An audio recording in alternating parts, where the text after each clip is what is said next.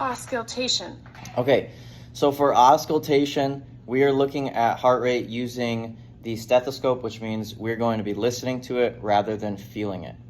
When I use the stethoscope, I always want to make sure that the bulbs are facing out towards my nose. Otherwise, I'm not going to be able to hear anything. Okay, so I put these in, and then when I am doing the base of the heart at the top, so I'm going to look for the second intercostal space. So I'm going to find right where her sternum attaches to the clavicle. I'll go 2 spaces down. Hers is pretty easy to find right there. I'll take the stethoscope and put it between my 2 fingers, just like this. And then I'll use that to listen.